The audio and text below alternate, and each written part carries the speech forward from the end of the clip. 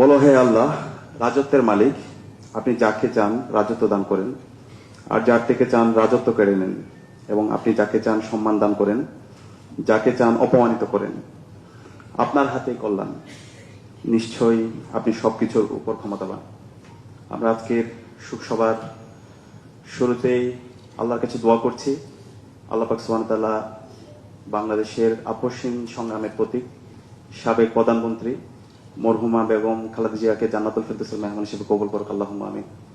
একই সাথে দোয়া করছি বাংলাদেশের সাবেক প্রেসিডেন্ট, যিনি সবসময় দেশের স্বাধীনতা, সার্বভৌমত্ব, অখণ্ডতার কথা বলেছেন, শহীদ প্রেসিডেন্ট জিয়াউর রহমানের জন্য আল্লাহ পাক সুবহানাহু ওয়া তাআলা শহীদ প্রেসিডেন্ট জিয়াউর রহমানকে জান্নাতুল ফেরদৌসের মেহমান হিসেবে কবুল করুক, আল্লাহুম্মা আমিন। বাংলাদেশের আমরা যারা তরুণরা আছি, গত 16 বছরে আমরা যারা ফেসিবাদ দেখেছি, ফেসিবাদী শাসনে আমাদের সোর্স অফ ইন্সপায়ারেশন ছিল মরহুমা বেগম খালেদা জিয়া।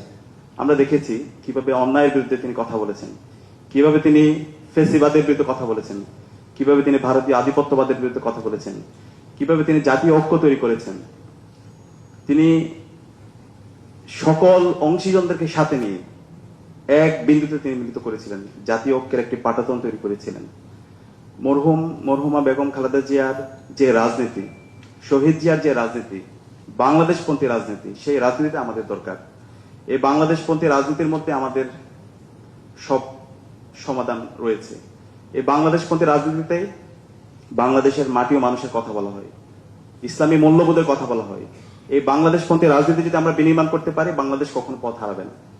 তো আজকের এই শোকসভা থেকে আমাদের এই নতুনভাবে শপথবদ্ধ হতে হবে দেশের স্বাধীনতা, সার্বভৌমত্ব, অখণ্ডতার জন্য, এবং এই জুলাইয়ের শহীদদের যে আকাঙ্ক্ষা, তাদের যে স্পিড, সে আলোকে নতুন বাংলাদেশ বিনির্মাণ করার জন্য, এই বাংলাদেশপন্থী রাজনীতি বিনির্মাণ করার জন্য আমাদেরকে নতুনভাবে ঐক্যবদ্ধ হতে হবে। আমি আশা করছি আমরা যারা দীর্ঘ ফেসিবাদ বিরোধী আন্দোলন করেছি, আমরা সবাই এই নতুন বাংলাদেশ বিনির্মাণ করার জন্য আমরা সবাই ঐক্যবদ্ধ হব।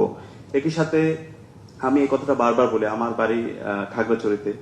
আজকের যে বাংলাদেশের সার্বভৌমত্ব, পার্বত্য চট্টগ্রামের যে অখণ্ডতা, এই অখণ্ডতার পেছনে শহীদ জিয়ার গুরুত্বপূর্ণ অবদান আছে, এবং একই সাথে মরহুমা বেগম খালেদা জিয়ার গুরুত্বপূর্ণ অবদান আছে। এই পার্বত্য চট্টগ্রাম নিয়ে অসংখ্য ষড়যন্ত্র এবং চক্রান্ত হয়েছে। বাংলাদেশের 10 ভাগের 1 ভাগে পার্বত্য চট্টগ্রাম।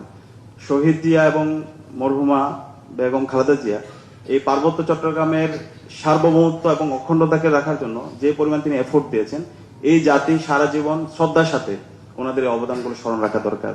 এবং একই সাথে ইতিমধ্যে আলোচনা হয়েছে দেশের শিক্ষার জন্য, স্বাস্থ্যের জন্য, সংস্কৃতির জন্য, সুস্থ ধারা সংস্কৃতি, যেটা আমরা বিগত ফেস্টিভ্যালে আমরা দেখতে পেয়েছি, আমাদের এই সকল সংস্কৃতিকে ভেঙে চুরমার করে দেওয়া হয়েছে।